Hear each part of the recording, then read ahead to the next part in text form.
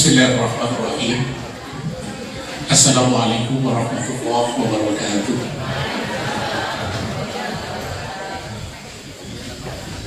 Subhanaka la ilma lana illa ma 'allamtana innaka antal alimul hakim. Maha suci Allah, hari ini kita dipertemukan di masjid yang sangat megah ini, sama-sama saling watawasau bil haq watawasau bis sabr. Hidup ini digambarkan oleh Allah seperti garis lurus. Kita maju ke depan dan tidak boleh mundur ke belakang. Hari ini kita berada pada hari Sabtu. Itu bukan Sabtu minggu kemarin, tetapi Sabtu minggu ini tidak akan terulang kembali. Sabtu minggu kemarin kita berada di mana? Dan kalau Allah memanjangkan usia kita, Sabtu yang akan datang, kita juga belum tahu berada di mana. Maka kata Allah menyampaikan bahwa hidup siklus lewat waktu itu tidak sedikit manusia yang rugi. Surat Al-Hasyr Allah memberikan peringatan pada kita, wal asri innal insana lafi khusr illa alladziina aamanu wa 'amilus shalihaati wa tawassaw bil haqq wa tawassaw bis sabr. Kata Allah, lewat waktu itu semua orang rugi. Ustaz rugi, pedagang rugi, petani rugi, ibu rumah tangga rugi, bapak-bapak pejabat saya rugi semua, kata Allah itu. Yang tidak rugi hanya innal ladzina aamanu wa 'amilus shalihaati wa tawassaw bil haqq wa tawassaw bis sabr. Jadi hari ini tugas kita hanya itu, saling berwasiati dalam kebenaran dan saling berwasiati dalam kesabaran. Sebelum saya lanjutkan, saya memperkenalkan diri, isi Bapak Ibu apa ini wajah kayak gini, kayaknya harus selama Bapak di sini ketemu wajah kayak begini. Saya tinggal di Bandung, sahabat saya ini Pak Imam besar di sini, dulu sama-sama di Bandung. Istri saya orang Kabupaten, jadi beliau ini sahabat saya dulu di Bandung. Istri saya orang Kabupaten, Cilacap. Saya asli orang Timur. Pernah dengar Ibu? Pernah dengar? Nah kalau sudah dengar, oh iya wajahnya iya. Wajahnya iya gitu. Saya asli orang Tim, tapi saya bukan bironan Portugis, bukan. Saya orang baik-baik, insya Allah. Pagi ini saya sedang ngetes bapak-bapak dan ibu-ibu sih, nanti perjalanan ke depan baru kita masuk materi yang benar. Hari ini saya setiap hari di Bandung, saya tidak pernah menemukan seperti hari ini. Kayaknya hajatan gitu. Kayak hajatan gitu. Nggak ada pengajian seperti ini, kayaknya hajatan. Monggo ibu-ibu sambil dimakan, tapi jangan habisi, punya saya simpan ya. Saya itu dulu di Tim itu tidak seperti Bapak Ibu. Saya lahir dibaptis. Kalau Bapak Ibu lahir di Azadi, di Muhammadiyah. Kalau saya lahir dibaptis. Jadi ada tiang besar, ada. Nah, itu kepala kita dijedor ke situ. Jadi kita dianggap menjadi hamba Tuhan yang baik, pembela yang baik. Kalau Bapak Ibu kan berbeda, lahir di Azadi. Itu sebuah peringatan bahwa sekalipun kita lahir itu, kita tidak pernah mendengar dan melihat karena fungsi panca indera belum sempurna. Tetapi minimal Bapak Ibu kita memberikan pesan sponsor pada kita bahwa kalimat pertama yang hadir telinga kita adalah kalimat thayyibah. Makanya laki-laki azan dan perempuan qobala. Cuma kadang-kadang dalam perjalanan di hidup kita ini, dulu kita lahir di Azani, sampai usia 80 tahun, 40 tahun nggak bisa azan. Ini kritik buat kita ini. Kan saya kan mantan orang tidak baik. Melihat orang baik-baik ini boleh dikritik kan? Ada yang bisa ajannya selesai. Hayal salat, ayyul falah. Allahu Akbar, Allahu Akbar. Asyhadu an la ilaha illallah. Terus bolak-balik. Kapan dia termasuk ibu-ibu juga? Ketika komatnya nggak berhenti itu komatnya. Allahu Akbar, Allahu Akbar. Asyhadu an la ilaha illallah.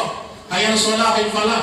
Qad qamatis shalah, Allahu Akbar. Asyhadu an la ilaha illallah. Asyhadu anna Muhammadar Rasulullah. Itu ucapan. Tetapi dalam rangka prakteknya juga, ketika Bapak Ibu kita menganggap bahwa kita itu pesan sponsor yang pertama di telinga kita adalah kalimat thayyibah, azan dan qomat itu. Dalam perjalanan hidup kita tidak seperti yang diinginkan oleh Bapak dan Ibu kita. Ingin Bapak dan Ibu kita semakin dekat dengan suara-suara itu. Suara kalimat azan, kalimat thayyibah, kalimat yang baik-baik. Tapi dalam perjalanan hidup kita ternyata kita ubah dari keinginan orang tua kita. Yang masuk ke telinga kita bukan kalimat thayyibah lagi.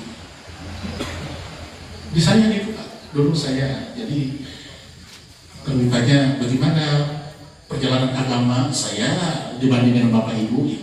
Kan dulu lahir Ibu di Kopatin. Ini Bu. Bapak kan dulu lahir di Azannya. Kalau saya boleh ngetes Ibu komat, takut nanti minggu depan nggak ikut kesini lagi. Lahirlah saya, kalau cerita ini 10 episode Pak. Jadi 10 kali ceramah, baru riwayat hidupnya selesai. Bapak saya seorang uskup terkenal. Satu-satunya orang tim yang sekolah di Vatikan, Bapak saya. Oh, hebat lah, orang hebat. Bagi saya orang hebat. Nah ternyata bahwa di sana itu semua kitab-kitab itu dijajar-jajarkan. Tetapi kitab-kitab dijajarkan itu di depan ada satu kitab yang di belakang paling pojok, kata bapak saya itu kumuh lagi. Kitab itu bernama Al-Quran. Kenapa disimpan di paling pojok? Kenapa kitab itu ditonjol tidak ditonjolkan supaya dibaca oleh calon-calon uskup itu? Karena khawatir kitab itu dibaca bisa goyah imannya. Maka nanti saya akan menyampaikan sedikit bahan renungan buat bersama-sama ini. Pulang dari Vatikan tahun 70-an, Bapak saya masuk Islam. Ceritanya luar biasa, tapi nanti kapan-kapan kita gabung lagi. Sampai Bapak saya meninggal sebelum kita merdeka. Tahun 70-an itu kita belum merdeka. 6970 itu perang antara UDT dan APODT melawan Fretilin UDT, melawan APODT yang bergabung dengan Indonesia. UDT bergabung dengan Fretilin perang tahun 60-an sampai 70-an itu. Nah, 76 setelah kami masuk Islam, 77-78 saya mendapatkan beasiswa. Ternyata beasiswa kata aparat tentara yang perang tim itu, kamu dapat beasiswa sekolah ke luar negeri. Senang sekali luar negeri. Ternyata luar negeri itu Jawa Tengah. Luar negeri Jawa Tengah. Sekolah luar negeri, yaitu pesantren Padelan, Jawa Tengah. Saya 78-79 di sana. Gagah berangkat ke sekolah luar negeri, apa yang dibawa? Koper saya itu, ya, isinya ya. Karena orang tim-tim itu biasa, apa konsumsi minumannya tidak seperti kopi dan teh. Ini tidak asik kalau tim-tim. Atau mereknya Franz Peach, kemudian mereknya apa namanya? Ini, Bapak Ibu nggak tahu lah, jangan tahu lah. Itu didatangkan dari Australia. Sekali kita berseduh satu kali, langsung keler, Pak. Langsung ngomongnya ngaco. Dan itu minuman kami. Nah saya bawa itu ke pesantren Padelan itu. Kopernya dibuka, santri kaget semuanya. Ini orang macam apa ini? Lapornya kiai. Ini ada orang ini. Dia mau menghancurkan Islam menjadi santri. Saya sendiri bingung, yang menjadi tidak boleh itu apa? Karena orang ngerti. Begitu kiai panggil apa itu minuman Pak? Itu di sini tidak boleh, haram di sini. Saya tahu, oh haram ya. Tapi saya alhamdulillah sudah kenyang baru tahu bahwa itu haram. luar biasa itu. Jadi sekarang kalau saya ke Bandung, sana kemari, lihat lagi teder-teder di jalan itu, kata saya, biasa. Kadang-kadang saya menganggap mereka kampungan, Pak. Ya, masa satu botol sudah mabuk? Kami dulu 10 botol sudah mabuk, Pak. Cantiknya luar biasa. Pesantren Babelan saya di situ. 78, 79 saya masuk di situ. Bahasa Indonesia saya belum bisa. Orangnya besar tinggi, paling hitam di situ. Rambutnya kribo. Dulu rambut saya kayak Ahmad Albar itu dulu. Tapi kalau Ahmad putih, kalau saya hitam dia jelek gitu. Jadi santri tidak mau berkamar dengan saya. Akhirnya saya sekamar, dikamarkan dengan guru kami dari Mesir yang namanya Syekh Abdul Aziz. Berdua satu kamar di kolong itu. Dia ngajar, dia guru, saya santri. Bayangkan Abdul Aziz gak ngerti bahasa Hindi, saya gak ngerti bahasa Arab, dua-dua orang ngerti bahasa Indonesia. Jangan tersiksa aja luar biasa itu. Tapi itu kata Allah, wa makaru wa makarullah wallahu khairul makirin. Anda punya rencana, Allah punya rencana buat kamu. Saat itu saya kan ingin bergabung dengan santri-santri yang ngomong-ngomong itu. Terus kamar dari 20 orang, 30 orang, 50 orang, ini ada pesantren gitu. Nah, saya nyampaikan pahamin, bikin ada pesantren sini supaya sihatnya bagus. Jadi bapak dukung dong. Gitu. Terus itu ada pesantrennya, indah. Sekalipun pesantren sekarang dari dimaki-maki itu. Di televisi itu dimaki-maki pesantren itu. Katanya kiainya kayak raja santrinya kasih. Kalau saya balik, santri yang saya kasih. Kami pernah ke pesantren saya, ada tim-tim semuanya. Udah dari situ, saya mondok di situ. Ternyata apa hikmahnya? Karena saya tidak mengerti bahasa Arab, Abdul Aziz tidak mengerti bahasa Indonesia, bahasa tim-tim. Dua-dua tidak mengerti bahasa Indonesia. Setiap hari kita dianggap dengan bahasa isyarat. Yang namanya soleh, ta'ali. Oh, ta'ali nak kene. Nak kene, betul nak kene, Pak. Saya itu istri saya orang Jawa, tapi saya orang bisa bahasa Jawa. Nah itulah hebatnya. Ta'ali ya soleh, ta'ali. Oh, ta'ali dengan 79, 80 saya belum bisa baca Al-Quran, tapi saya sudah berdialog bahasa Arab dengan fasih.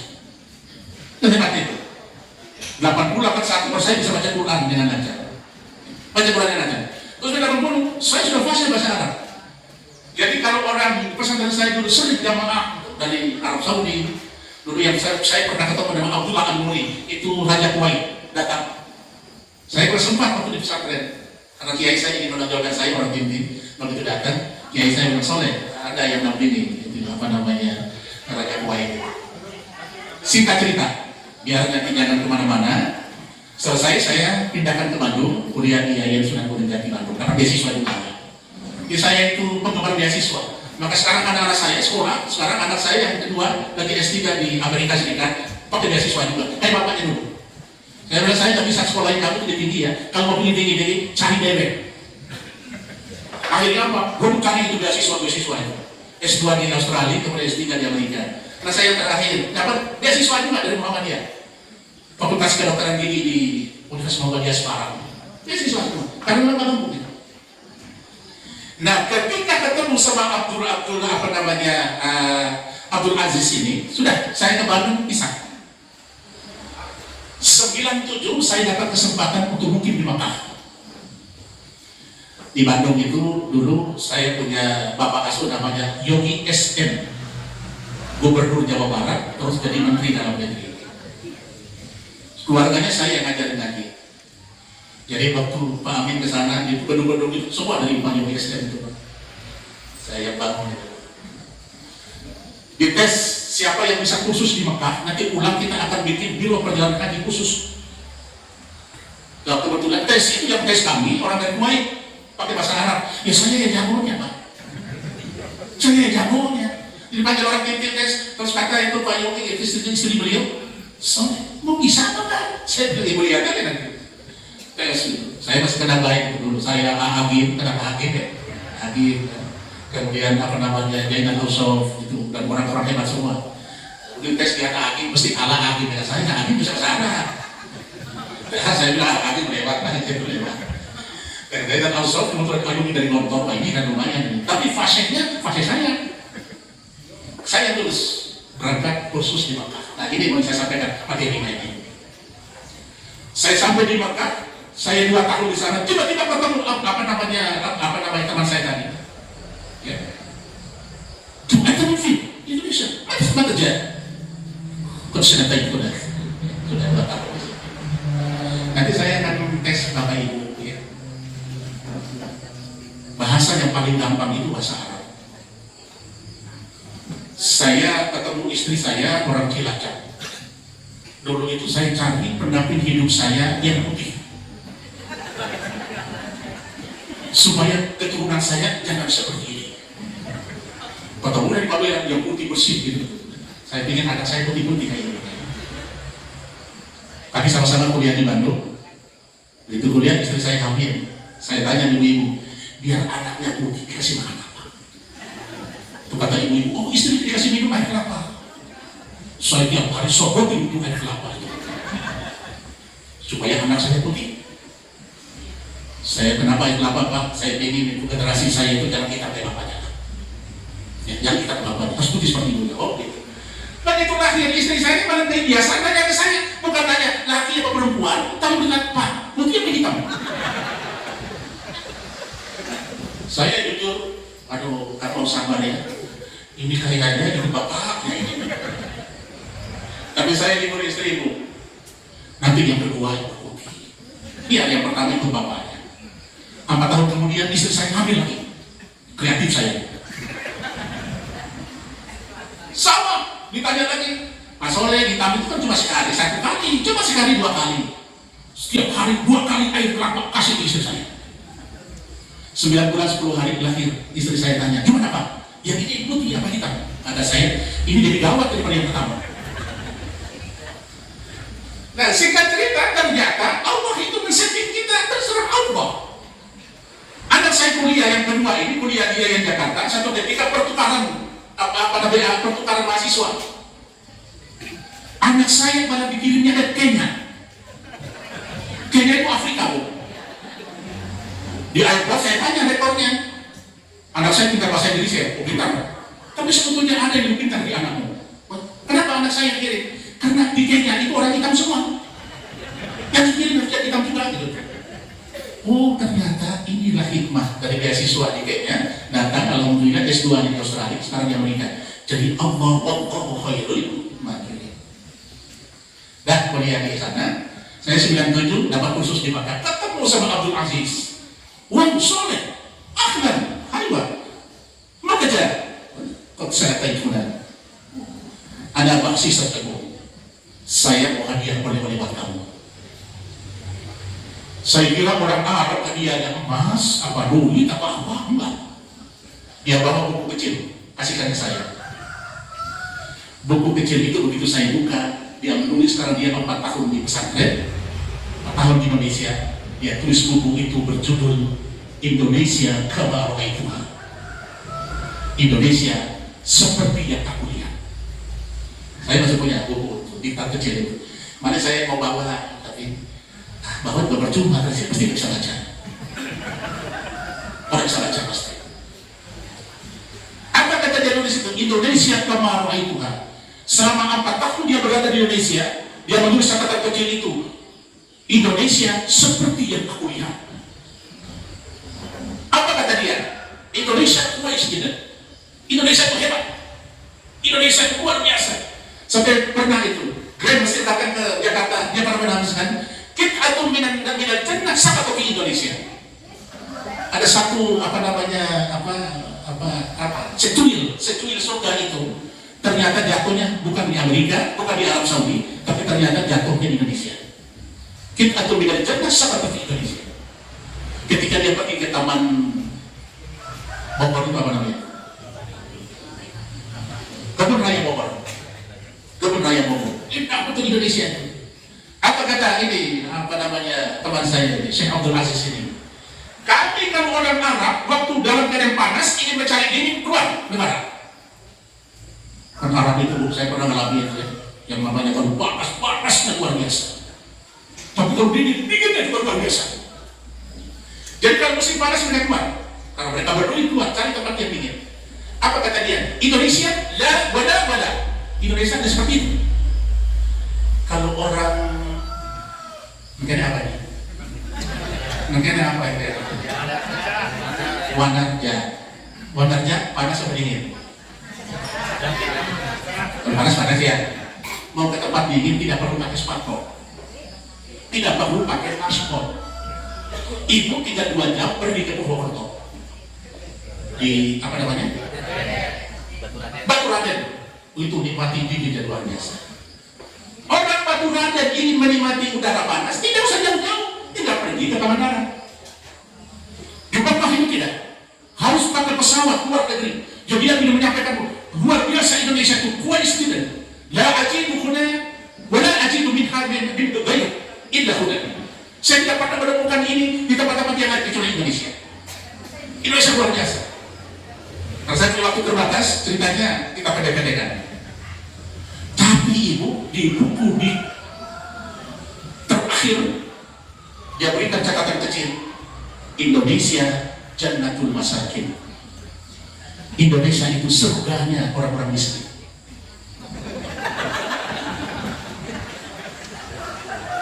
Buku itu pernah saya bawa ke IAIN, mahasiswa model, ya, di Abdul Aziz.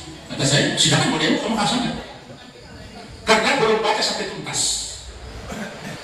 Dia bilang Indonesia kamar itu Indonesia seperti yang aku lihat, bayangannya luar biasa Indonesia itu. Orangnya ramah-ramah, baik-baik. Mami mereka gak pernah ke Arab ya. Lihat di mana barang orang Arab bukan? Kita kalau nggak duduk dia boleh berdepan kepala kita dipintir. Ya maju ke depan. Indonesia kan pernah gitu. Permisi, nggak ada permisi itu. Pantas ya Nabi lahir di sana. Orangnya keras luar biasa. Tetapi di catatan akhir dia menyampaikan Indonesia Jannatul Masakin. Indonesia itu surganya orang-orang miskin. Apa kemiskinan yang terjadi di Indonesia? Ada 4 kata dia. Yang pertama kata Abdul Aziz, kemiskinan yang pertama dimiliki bangsa Indonesia. Indonesia merupakan mayoritas umat Islam terbesar di dunia. Tetapi satu penyakit ini menyebabkan mereka miskin. Miskin yang pertama adalah miskin akidah. Apa bu? Apa bu? Kita terlalu saya kadang-kadang lihat ya Allah, saya ini masuk Islam kok, orang yang Islam sudah diajarin kok kelakuannya kayak begini akidahnya. Nah ini Muhammadiyah merupakan benteng daripada akidah. Muhammadiyah tampil ke depan untuk menyelamatkan akidah-akidah yang rusak ini, seperti yang disampaikan oleh teman saya tadi, Syekh Abdul Aziz tadi. Bayangkan, satu-satunya negara yang bisa menghiburkan setan iblis itu Indonesia. Saya pernah satu organisasi kemasyarakatan menyampaikan, kita akan perang lewat Palestina itu. Nanti kita kirim jin ke sana. Di mana kirim jinnya? Coba. Kita ini kadang-kadang merasa diri kita Islam. Ibu, saya dulu syahadatnya susah bu. Sekarang hebat dalam sejarah. Tetapi ternyata praktek dari syahadat ini merusak akidah kita. Asyhadu an la kasadu, nggak beres-beres. Saya berkali berkian itu susah ucapkan. Tetapi saya begitu mengerti tentang syahadat, ternyata ucapannya tidak susah, peramalan syahadatnya yang luar biasa susahnya. Anak-anak kita tidak pernah takut dengan Allah, takutnya dengan satria baca hitam. Kita tidak pernah malu dengan Allah, tapi kita hanya malu dengan manusia.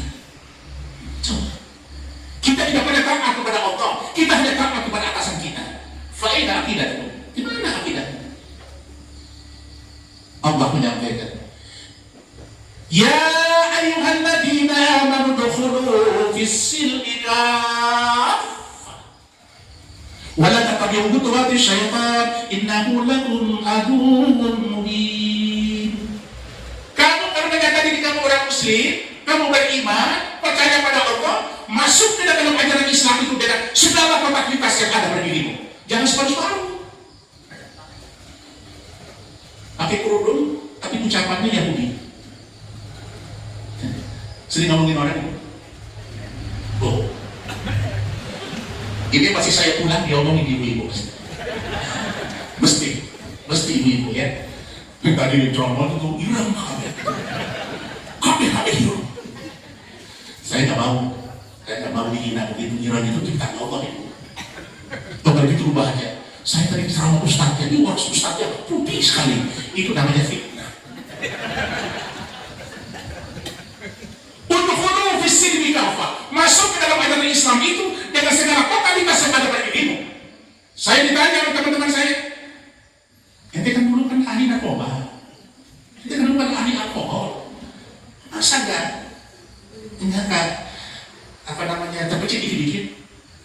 Kata saya, ya Allah, saya masuk Islam ini dengan segala perjuangan yang luar biasa. Bapak saya meninggal karena Islam. Bapak saya seorang uskup, dulu kaya raya kami. Semua harta benda diambil oleh dewan gereja. Kami tidak punya apa-apa. Kami diusir kemana-mana. Dan perjuangan semacam itu terus masuk Islam itu masuk harus baru. Tidak bisa. Jadi ternyata kata Allah, masuk belajar Islam itu jangan cuma syahadat saja. Anda melakukan kemaksiatan yang sering Anda lakukan, tidak bisa. Karena totalitas yang ada pada dirimu. Singkat-singkat aja. Ini tugas Muhammadiyah. Untuk memastikan yang namanya khurafah, yang namanya trobo, yang macam-macam itu. Tugas Muhammadiyah itu, pembenteng akidah. Ya, tapi kalau Muhammadiyah itu juga kalau hatinya Islamnya ragu-ragu iya. Mereka itu, Gusti Allah saya berdoa tapi nggak dikabul. Allah dengar apa enggak ya? Nah itu. Coba. Nanti kita bahas lagi. Bagaimana akidah yang benar itu? Saya kalau ngajar tafsir ke santri saya itu hitam semua. Pak Amin udah pernah tetap tempat saya. Tapi bagus Pak, baik-baik. Santri saya penghafal Al-Quran. Saya kasih berita kamu nih orang-orang malah, orang-orang yatim. Tugas kamu hanya dekat dengan Al-Quran. Kamu akan selamat. Jadi ternyata akidah itu perlu. Jadi lihat sekarang khurafatnya kan di mana-mana ya Pak. Kita melihat. Kadang-kadang sholat orang itu aneh-aneh sholatnya itu. Ini sekalipun di Mekah saya lihat 2 tahun sana. Orang takbiratul ihram itu letaknya di mana-mana kan. Dan orang Mesir tidak di sini tapi langsung ke bawah. Macam-macam gitu. Tapi minimal saya nyampaikan anak-anak saya ngajar akidah itu surat An-Nas. Siapa Allah itu? Allah itu Rabbun Nas, Malikin Nas, Ilahin Nas. Allah itu adalah Rabbnya manusia, pencipta manusia. Dia yang menurunkan. Terserah Allah mau bentuknya seperti apa. Ya kayak pulau Niki. Nggak bisa. Saya hanya menyampaikan ya Allah tolong yang titipkan anak saya yang putih-putih ya. Nggak bisa. Idza arada syai'an ayyakuna lahu kun fayakun. Jadi untuk Allah itu. Nggak bisa kita rubah dengan Allah. Dia menciptakan kita. Modelnya seperti apa? Nggak bisa itu. Begitu lihat artis Korea, ingin anaknya seperti artis Korea. Ibu, saya pernah ke Korea, saya pernah ke Thailand. Itu bukan orang Korea, itu plastik kape. Kalau orang bakar sampah dia jauh itu, bisa jadi kebakar mukanya. Kenapa mulai sekarang itu? Apa hobi dengan tonton artis Korea? Korea itu mukanya sama semua itu. Sama semua, kenapa? Plastik semuanya. Ya orang Indonesia ikut-ikutan kayak gitu. Ini rubah hidung, ini rubah bibir. Maaf ya, saya tidak. Ini tadi dia dekat dengan saya, namanya Poati. Poati kenapa ibu ya? Pingin di servis. Ini apa namanya? Bibirnya ada menarik. Apa yang terjadi? Bibirnya kayak Mbak Mau. Apa kita ini, Masya Allah? Kurang apa Allah menciptakan kita ini? Laqad khalaqnal insana fi ahsani taqwim. Aku jadikan manusia itu sebentuk yang paling hebat, paling indah, paling mulia dibandingkan dengan makhluk Allah yang lain. Rabbun Nas. Karena Allah itu Rabbun Nas yang menciptakan manusia, Allah adalah Malikin Nas. Allah adalah penguasa bagi manusia. Allah penguasa bagi manusia. Allah penguasa bagi manusia, dia turunkan undang-undangnya. Undang-undangnya itu ya 6.660 ayat, 114 surat, 30 juz. Itu undang-undang Allah. Malikin Nas. Karena Allah yang menciptakan kita, Allah yang raja bagi kita, dan dia sudah berikan pedoman hidup untuk kita semua. Pantas Allah itu Ilahin Nas, yang wajib disembah. Tidak boleh ada yang lain lagi. Maka kita menyampaikan asyhadu an la ilaha illallah. Saya Saya bersaksi tidak ada Tuhan selain Allah. Konsekuensinya adalah saya tidak boleh takut kecuali hanya pada Allah. Saya tidak boleh minta kecuali pada Allah. Saya tidak boleh mendahulukan yang lain kecuali hanya mendahulukan perintah Allah. Dan saya menggantungkan harapan dari kita saya kecuali pada Allah Subhanahu wa Ta'ala. Itu konsekuensi akidah. Allah pencipta, Allah yang merupakan yang punya undang-undang, Allah yang wajib disembah. Allah seperti apa? Allah yang ahadus samadul lam yalid wa lam yulad wa lam yakul lahu kufuwan ahad. Ayat ini bingkali masuk Islam. Dulu kami kan, makanya itu Islam ada. Ya di sini ada tersinggung. Islam ada, ini Islam ada itu.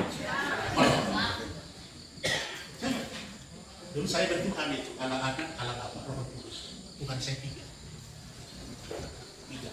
begitu menyesal. Gimana saya bisa beribadah dengan baik kalau Tuhannya tiga? Tapi kalau Islam kan, ahadus samadul lam yalid wa lam yulad wa lam yakul lahu kufuwan ahad. Bapak saya tanya waktu di Vatikan, kalau Tuhan kita itu penebus dosa, yang nyalipin, yang cabut nyawanya Tuhan kita siapa? Nah itu skopnya yang saya jawab, Pak. Kata dia, ya Tuhan juga. Tuhan yang mana? Jadi hebat orang yang Islam itu hebat. Luar biasa hebat. Nah, situ saja. Yang pertama, kemiskinan yang pertama yang terjadi di bangsa ini adalah kemiskinan akidah. Tuh, bereskan itu, Muhammadiyah, bereskan akidah bangsa ini. Belum baik bangsa ini seperti ini dia. Yang kedua, Indonesia itu hebat, Indonesia itu luar biasa. Tapi Indonesia itu adalah jannatul masakin. Indonesia surga orang-orang miskin. Miskin yang kedua adalah kemiskinan ibadah. Saya menanya ibu-ibu ya, Bapak bisa jawab. Ibu sholat sehari semalam berapa rakaat? Berapa? Ibu berapa? 17. Cuma karena 17 ibu masuk surga. Lah, kan sudah 17 nggak bisa masuk surga. Sholat subuh, nanti sampai ke duhur bayar sholat duhur, bayar utang mulai dari subuh sampai dengan duhur. Ibu tuh banget juga marah. Tetangganya lewat sudah digibahin, ke pasar marah-marah orang pasar. Ya, beli ayam ditambah-tambahin. Mas, gimana? Orang suami ini marah sakit marahnya, gelas kita lampirin tendang, ibu. Bayar utang sampai dengan duhur. Udah, kosong-kosong. Nanti sholat asar, bayar lagi utangnya dulu sampai asar. Utang asar. Mulai ngomong macam-macam. Ibu kan suka ngomongin orang kan? Nanti anak. Oke. Jawab. Gimana kita masuk surga kalau sholat cuma 17 rakaat? Santri saya wajibkan sehari semalam itu sholat 40 rakaat. Wajib itu. Wajib menurut saya, menurut aturan orang. Dari mana ajaran Pak Soleh? Ya dari sunnah. Jangan marah-marah Pak Soleh. Nggak bisa bareng saya. Sekarang kita buktikan. Sholat subuh berapa rakaat? 4. Harus 4. Ya sekarang dipaksa ini. Harus 4. Betul Ibu? Sholat sunat qobliyah itu apa kata Nabi? Pahalanya sebesar langit dan bumi. Allahu Akbar. Ibu tadi sholat qobliyah apa enggak? Jangan bohong saya. Qobliyah 2 rakaat. Alhamdulillah. Ini sholat subuh berapa rakaat, Bu? Harus 4. Harus 4. Sekalipun 2 itu sunat, wajibkan untuk diri ibu. Wajibkan untuk diri ibu. Wajib bukan wajib syariah, tapi wajib kemampuan bagi diri pribadi kita. Gimana kita mau masuk surga, tapi sholatnya dari zaman behela sampai ke tuhela? Kata orang Sunda itu, sholatnya cuma itu aja. Nanti yang kedua nanti tambah lagi kita. Ya. Ibadah. Orang akan merasa hebat kalau udah sholat 17 rakaat. Kata saya nggak hebat. Saya bilang ke anak saya, dulu Nabi itu perintah sholat waktu itu 50 kali. Nah sekarang kita coba ya, 50 rakaat coba. Sunnah mampu udahlah 40 aja yang wajib. Subuh 2 rakaat tambah dengan qobliyah 4 rakaat ya Bu ya. Sholat dulu berapa rakaat? 10. Kemudian sih 10. Benar, Bapak jangan marah-marah ya. Kalau saya ngambil yang hadis Bukhari ya, hadis Bukhari ya, Qabliyah 2, Dubur 4 kan? Di sini 4 juga sih. Duburnya 4, Badiahnya 2. Jadi berapa itu? 8. Iya. 4 tambah 8 berapa? 12. Asar bagi saya cuma 4 rakaat aja. Sekalipun ada yang menyampaikan Qabliyah, tapi hadis Sunnah cuma hanya 4 rakaat sholat asarnya. Tadi berapa tadi Bu? Subuh dengan dulu berapa rakaat? 12 tambah dengan 4 berapa? 16. Maghrib berapa Bu? 5. Jangan lupa 5. Badiahnya 2, sholat maghribnya di 3. Jangan pulang Ibu, jangan salah paham ya. Ini Ustaz satu ini aneh. Sholat kita pertama. Maka sholat maghrib di 5 rakaat. 5 rakaat tambah sunahnya Bu. Jadi kan pekerjaan wajib buat Ibu. Jadi masuk surga itu tidak gampang masuk surga itu. 5 tambah dengan yang tadi berapa semuanya? Iya. 21. Isya berapa? Pintar Ibu. Ibu udah pintar ini. Saya datang pulang sekolah berapa kata Bapak. Tadi malam ada berapa kata Bapak. Pokoknya sebut-sebut aja. Jadi tambah dengan Isya berapa rakaat? 7. Wa minal laili fatahajjat bihi nafilatan asa ayyab'atsaka rabbuka maqaman mahmudan. Berapa rakaat? Berapa rakaat? Jangan bingung lihat saya, berapa rakaat? Berapa rakaat? Berapa? 11. Berapa jumlahnya? 38. Setelah ini, setelah taklim kita cukup 2 aja. Itu sholat. Berapa jumlahnya? Sekarang saya tanya Bapak Ibu, Bu, kira-kira yang 40 itu susah nggak? Bu, kira-kira yang 40 itu merugi pekerjaan Ibu tidak? Bapak-bapak saya nggak mau nanya, karena bapak-bapak itu sudah pasti hebat-hebat. Karena sesama bapak tidak boleh saling mendahului. Kira-kira 40 itu mengganggu pekerjaan rumah tangga Ibu tidak? Tidak. Ya. Mengganggu aktivitas Ibu tidak? Tidak. Ya. Mengganggu fisik Ibu tidak? Kenapa tidak laksanakan? Oh, kenapa tidak laksanakan? Jangan malas mungkin. Pasti mungkin masuk surga. Nah, itu sedikit evaluasi. Yang kedua, jadi kita ini hanya menganggap bahwa yang 17 rakaat kita sudah hebat. Padahal tidak. Nabi itu sujudnya aja lama, kata Aisyah. Ya Rasulullah, Anda kan Nabi. Anda itu paling disayang oleh Allah. Ya? Anda itu dimuliakan oleh Allah. Kenapa sujud lama-lama? Apa kata Nabi yang bahasa yang singkat? Apalam tuhibbu an akuna abdan syakura. Kamu tidak mahu kalau saya itu menjadi suami yang baik, yang selalu menikmati, mensyukuri karunia Allah. Apalam tuhibbu an akuna abdan syakura. Kamu nggak mau kalau suamimu yang taat ibadah, masa nggak mau? Sama dengan suami ibu-ibu. Cinta sama suamimu. Kok cuma 2 orang jawab ini? Saya curiganya. Kok cuma 2 orang? Ibu kita sama suami orang. Nggak punya suami. Cari lagi. Ibadah. Jadi kemiskinan yang pertama kan bisa kita belajar dari sekarang berapa di bangsa kita luar biasa. Yang kedua, ibadah kita sangat kecil. Kita hanya ibadah ini aja. Surga.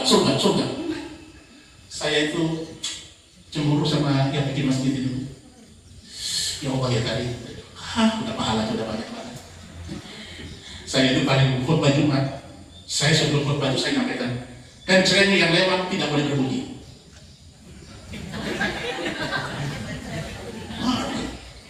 Masuk ke jalan bunyi kering. Orang lainnya bukan menjawab itu yang apa mendengar itu khutbah Jumatnya, tapi dengan kering yang lewat tadi. Saya biasa tuh. Nah mana? Kan selain kalau berbunyi simpan aja, nggak usah dipakai. Nah kan ada, yang green itu ada kebangetan. Silakan gimana? Yang ketiga, di samping kita mengalami kemiskinan akidah, kemiskinan ibadah, satu kemiskinan lagi yang muncul di bangsa ini, yaitu kemiskinan ilmu pengetahuan. Saya guru agama, sehingga saya berkecilkan lagi ilmu tentang agama. Bu, sekarang bulan apa? Pakai kasih hadiah. Sekarang bulan apa? Setelah itu apa? Setelah itu apa? Setelah itu apa? Setelah itu apa? Bu, kenapa bapak-bapak saya nggak nanya? Saya yakin bapak-bapak orang Islam. Gimana kita orang Islam, tetapi budaya-budaya kebaikan namanya Islam aja kita lupa. Gimana kita menjadi orang Islam yang baik? Kita orang agama. Tadi subuh saya enak itu Ustaz baca ayat. Saya kira di sini cuma hobinya cuma kulhu sama anas. Ibu kan sholat masjid di rumah. Sholat apa yang paling ibu favorit? Yang tadi saya sebutkan ini, Pak. Yang saya sebutkan tadi. Rakaat pertama kulhu, rakaat kedua anas. Kalau nggak yang paling singkat, ini apa ini? Coba. Jadi dongenglah biar sampai terakhir kita biar santai. Oh, silakan dimakan ibu. Silakan dimakan sampai santai. Mulutnya makan tapi jangan ngomong. Ibu diam aja. Suatu ketika kita sholat tarawih, kiainya sakit, maka dalam bulan Ramadan itu ustaz yang imam itu rindukan orang. Yang kedua rindukan azan. Udah pegang gelas belum aja, gimana sih? Di masjid itu DKM pada kemana? Ya belum waktunya tuh. Ya maju, imam bacanya coba itu. Satu ketika ada santri pulang dari pesantren, dia menyampaikan ke bapaknya, ayah, gimana kalau nanti malam kita sholat dulu berjamaah? Saya mau ingin sholat dengan ibu, dengan kakak, dengan ayah. Ibunya setuju, kakak-kakaknya setuju, adiknya setuju. Yang tidak setuju bapaknya. Setuju bapaknya. Kata bapaknya, enggak, sholat di masjid. Masjid ini memang dari rumah. Kata santrinya, saya tahu Pak, tapi sekali-kali mau di rumah sholat. Saya ingin bapak jadi imam, beri waktu bapak. Berikan bapak. Tapi bukan di sini ya Pak. Berikan bapaknya. Kata bapaknya, tapi ini kan saya suruh di masjid, jangan sholat di rumah. Enggak Pak, cuma kali ini aja. Karena semuanya setuju, apa yang tidak setuju, dipaksa harus setuju. Akhirnya begitu, qad qamatis shalah, Allahu Akbar, la ilaha illallah. Biasa bapak-bapak itu otaknya pintar. Dia balik ke belakang, dia bilang, nah, maju ke depan. Tapi ternyata anaknya lebih pintar, Pak. Kata anaknya, Pak, menurut hukum fikih, yang imam harus yang tertua. Kata anaknya, harus yang tertua, Pak. Kata Pak, enggak bisa, hari ini saya ngetes kamu. Selama di pesantren biaya begitu banyak, bisa menjadi imam. Pintar itu Pak. Pintar itu Bapak. Terus kata anaknya pintar lagi, saya tahu Pak. Saya tahu, nanti kalau nanti saya setelah sholat. Tapi malam ini Bapak harus imam. Ini hukum fikih yang bicara. Terus kata ibunya, iya Pak. Terus kan jadi imam. Ibu kan sebelum umur belum pernah dengan Bapak jadi imam. Udah boleh terbuka itu rahasia-rahasianya. Udah boleh terbuka. Kalau kata Bapaknya dia kamu, ibunya diam. Tapi anaknya sudah tambah yakin. Bapak harus imam. Percaya diri maju ke depan. Setelah itu dia pakai sikap. Bapak cuma hafal Qur'an, gimana? Kata anaknya, Fatihah Bapak hafal. Fatihah saja tidak apa-apa. Tidak apa-apa. Jadi Qur'an boleh? Boleh. Tapi kalau sholat kita 8 rakaat, masa baca Qur'an 8 kali? Kata anaknya, tidak apa-apa. Tidak apa-apa. Tidak apa-apa, Pak. Tidak baca Qur'an pun tidak apa-apa. Yang tadi Fatihah Bapak hafal. Percaya. Maju. Allahu Akbar. Anaknya Allah Akbar. Istrinya sampai gemetar itu Allah Akbar. Begitu Allah Akbar, dia doa, ya Allah, muliakan suami saya. Jangan sampai bikin malu dengan anak-anak saya. Karena Karena saya sendiri baru pada tahu kalau suami saya jadi imam. Oh, kencang bacanya. Ghairil maghdubi alaihim waladdallin. Kencang, ibu yang paling kencang. Amin ya Allah. Pakai yang pas segala. Kalau baru seumur berumah tangga, suaminya baru jadi imam. Dan bacaan Fatihahnya lancar bagus. Rakaat pertama. Qul huwallahu ahad, Allahus samad, lam yalid wa lam yulad wa lam yakul lahu kufuwan ahad. Allahu akbar. Kata istrinya, Allah sukses rakaat pertama. Gimana rakaat kedua ini ya Allah? Jadi anaknya lagi menikmati, istrinya penasaran, istrinya gelisah istrinya itu. Aduh, ayah, ya Allah, selamatkan ayah ya Allah. Rakaat kedua. Ghairil maghdubi alaihim waladdallin. Amin. Qul huwallahu ahad. Agak rendah saya. Tadinya semangat qul. Assalamualaikum. Rakaat ketiga. Ini adiknya yang santri ini gelisah betul. Baca juga qul karena dia belajar TPQ di masjid. Ya apa itu ayat terpendek? Diusahakan ya apa? Begitu rakaat ketiga. Ghairil maghdubi alaihim waladdallin. Yang kecil ini bilang pasti kulhu lagi. Ini realita di rumah tangga kita ya Bu. Ya Bu. Realita di rumah tangga kita. Bayangkan itu. Pantas Bapak tidak pernah mau berjamaah dengan ibu. Itulah kemiskinan yang ketiga, ilmu pengetahuan.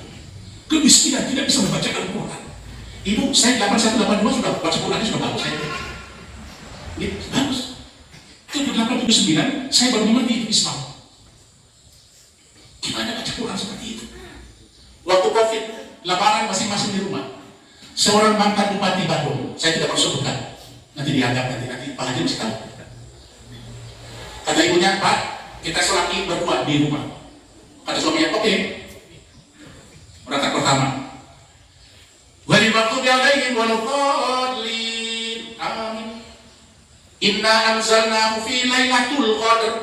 Kata istrinya, tim. Di belakang, tim. Baca terus. Wa ma adraka ma lailatul qadar. Kata ibunya, tul. Terus dia balik gambar. Bapak ibu betul apa? Ya Bapak salah bacanya. Ini anekdot, tapi ternyata realitasnya ada di rumah tangga kita, Bu. Ada di rumah tangga kita. Ada di rumah tangga kita. Tahun 70-an rapat Rabita Islamiyah dengan pemuka agama di dunia. Rapat di Jeddah. Ada satu kesimpulan. Satu kitab suci yang paling banyak dihafal oleh warganya adalah kitab suci Al-Quran. Semua sepakat. Bapak saya sejago-jago itu, nggak bisa hafal dari A mungkin, nggak bisa hafal. Bapak boleh saya bertanya itu. Kalau sampai apa nama hebat bagaimana pun sungguh-sungguhnya itu silakan tanya. Hafal nggak dia? Nggak bisa hafal. Tetapi dalam Islam anak usia 5 tahun bisa hafal Al-Quran. Hebat tidak? Tetapi itu belum itu. Ada satu kitab suci yang paling banyak dihafal oleh warganya adalah kitab suci Al-Quran. Ada satu kitab suci yang paling banyak tidak dimengerti oleh warganya adalah kitab suci yang umat Islam. Realita, Pak. Realita. Kita mengerti itu. Apa yang kita baca kan? Kalau orang sudah dibaca itu kenal berarti ada TU di pokoknya. Orang ngerti. Gimana akidah kita akan muncul dari akidah yang benar? Kan Qurannya saja kita sepelekan. Kan Qurannya tidak mengerti oleh kita. Padahal Quran katanya pedoman hidup. Lentera dalam perjalanan hidup kita. Senter dalam hidup kita. Tapi senter lentera yang benar ini tidak bisa dimengerti oleh kita. Gimana kita akan menjadi seorang muslim yang baik? Orang Muhammadiyah jarang yang bisa baca Al-Quran yang baik. Pak Amin marah. Saya bersurvei di tim-tim. Orang Islam tidak bisa baca Quran yang baik. Masuk tajwidnya, waduh amburadul. Gimana bangsa kita bangsa yang baik, akidahnya sudah tidak benar, ibadahnya tidak benar, pengetahuan tentang bacaan Al-Quran kita tidak benar.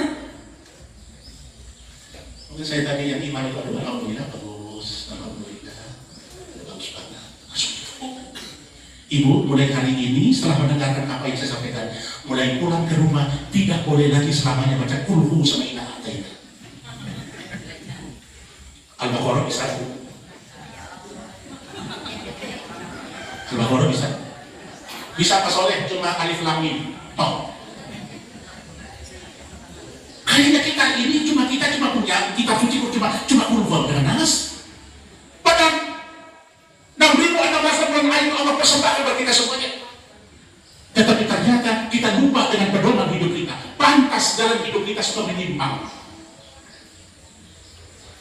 Pantas. Bangsa kita ini banyak yang menyimpang. Korupsi di mana-mana. Bukan ngapusi orang di mana-mana. Kenapa? Menyatakan dirinya Muslim, tetapi Quran bukan pedoman hidup mereka. Ya Bu ya, Bu. Sudah seminggu berapa kali khatam Bu? Ibu ke bulan Ramadan. Bulan tiap pagi ya kita di Bandung Ramadan itu 2 hari sebelum Ramadan. Ibu di Palasari orang rebutan beli Al-Quran. Ibu-ibu patri beli Al-Quran. Saya tanya, Bu, beli apa? Quran. Lah untuk apa Ibu? Mengaji. Lah Quran yang tahun kemarin, Taim. Udah tahu di mana katanya? Coba. Oh, ngajinya buat kilat Pak. 1 Ramadan sampai 10 Ramadan. Shadaqallahul azim. Mulai 11 Ramadan sampai dengan terakhir pasar Muharram. Kita tidak Quran dibaca setahun sekali. Ya Allah. Bapak saya masuk Islam karena mendengarkan Al-Quran. Tidak sedikit tokoh-tokoh hebat itu karena baca Al-Quran. Saya cerita. Di negara yang perang sekarang apa Bu? Ukraina dengan Rusia. Ada seorang dokter spesialis, tapi dokter ini tidak bisa tidur. Penyakit apa namanya? Insomnia. Naik pesawat terbang, dia mau ke Mesir, mau pergi berobat di Mesir. Turki, mau pergi berobat di Turki. Pesawat tidak bisa lewat Ukraina, dia putar lagi lewat Mesir, terbang ke Rusia, terbang ke Turki. Di dalam perjalanan ditakdirkan dia bersampingan dengan seorang ibu terbang dari Mesir ke Turki. Ibu itu karena dia ketakutan ketinggian, jadi selalu baca Yasin. Yasin wal Qur'anil Hakim innaka laminal mursalin ala siratin mustaqim tanzilal azizir rahim tunzira qauman ma unzira aba'uhum fahum ghafilun. Lagi kali Bu. Ya Bu, ini kita si mulai ini begitu dengar dia dalam pertanyaannya, ini ibu ini nyanyi apa? Kok nyanyinya begitu hebatnya? Terbang dari Mesir ke Turki, perjalanan begitu cepat 5 jam itu. Karena lak tidurnya itu Bu. Si dokter dari ini. Karena lak tidurnya. Sampai turun pun dibangunkan. Pak, kita udah nyampe. Hah? Udah nyampe? Udah. Loh, saya mau tidur ya? Terus kata Bu Gari, kenapa tanya saya Pak? Bapak tidurnya yang dari Mesir sampai ke sini, Bapak nggak tidur. Puji Tuhan. Begitu turun, balik lagi ke kampung halamannya di Rusia. Sampai ke Rusia, wajahnya cemerlang. Tanya istri anak-anaknya, loh, cepat sekali nampak. Enggak, saya turun di airport, masuk beli tiket balik lagi. Loh, katanya mau berobat. Bu, perjalanan saya dari Mesir ke Turki nyenyak banget tidur. Kata saya, kok bisa Pak? Ada ibu-ibu yang nyanyi lagu apa saja katanya. Tapi sepertinya saya tanya, dia orang Islam. Besoknya dia datang ke masjid yang besar di kampungnya. Dia tanya, kemarin saya pergi ke dari Mesir berangkat pergi ke Turki. Saya mendengarkan ibu-ibu yang menyanyi dengan lagu pertamanya Yasin. Kata si imamnya, itu bukan lagu itu Pak, itu Al-Quran. Iya. Bapak mau saya baca lagi? Mau. Begitu dibaca Yasin kan Cerita nyata Pak, cerita nyata. Akhirnya apa yang terjadi? Dia pulang, dia bilang, Pak, boleh saya bawa? Boleh saya beli? Nggak usah beli Pak, mau bawa aja, 10 pun boleh. Quran boleh, bawa di 10 boleh. Bawa ke rumah, kemudian dia pelajari. Kata ini, 1 minggu kemudian datang ke DKM-nya, dia bilang, Pak, saya mau masuk Islam. Pertanyaannya, kita yang sudah Islam, ada yang baca Al-Quran, kita menikmati atau tidak? Ibu yang jawab, jangan bapak-bapak. Pokoknya hari ini khusus buat ibu-ibu Pak. Ada orang yang baca Al-Quran, kita merasa nikmat tidak ketika mendengarkan orang baca Al-Quran itu. Sebelum subuh, saya datang, Pak Habib belum datang. Setelah Pak Habib belum datang, belum nyanyi mau baca Quran, enak, tidur sebentar saya tak berangkat. Sebentar, saya jam 3 kurang seperempat di sini. Terjadi Pak Soler mana datang apa enggak? Pernah saya lihat Pak Habib bolak-balik itu tahu dan cari saya itu dia tidak. Kita yang umat Islam ternyata tidak menikmati seperti itu. Padahal Allah sudah menyampaikan Quran itu sufia linnas, obat bagi manusia. Coba aja kalau ibu sakit gigi, orang baca Quran nikmat.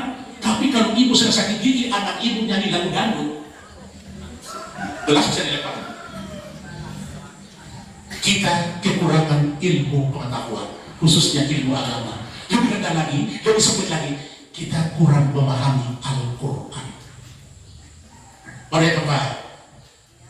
Dan ini terakhir, kita miskin akidah, kita miskin ibadah, kita miskin ilmu pengetahuan. Yang paling lengkap, umat Islam di Indonesia itu miskin akhlak. Miskin akhlak. Coba ibu suruh anaknya beli sabun di pasar atau di warung. Nah, mama lagi sibuk, tolong beli sabun ya. Apa katanya? Oh, ibu aja udah kasih, beli sendiri. Ada di rumah kita? Ada? Gimana coba? Saya dulu sekalipun saya bukan orang Islam, tapi budaya orang intim itu, kalau jam makan, ayah harus makan terlebih dahulu. Baru anak-anaknya makan kemudian. Ayah makan duluan. Di zaman sekarang ini, orang Islam saat ini, dia pulang sekolah, dia akan nanya, ayah udah makan apa belum? Dia sikat ini duluan. Yang daging-daging dia ambil, tulangnya sipat ayahnya. Nyata. Di penghujung zaman ini, anak-anaknya sudah tidak menghormati ayahnya. Tidak merupakan idola hidup mereka. Mereka lebih idolanya orang Korea. Mereka lebih idolanya orang bule, sepak bola, apa semua namanya. Tapi dalam lengkap bapaknya, orang ngerti. Oh benar, Abdul Aziz benar. Puncaknya kemiskinan di kita adalah kemiskinan akhlakul karimah. Kemiskinan moralitas. Kemiskinan moralitas, miskin akhlak. Ya Allah.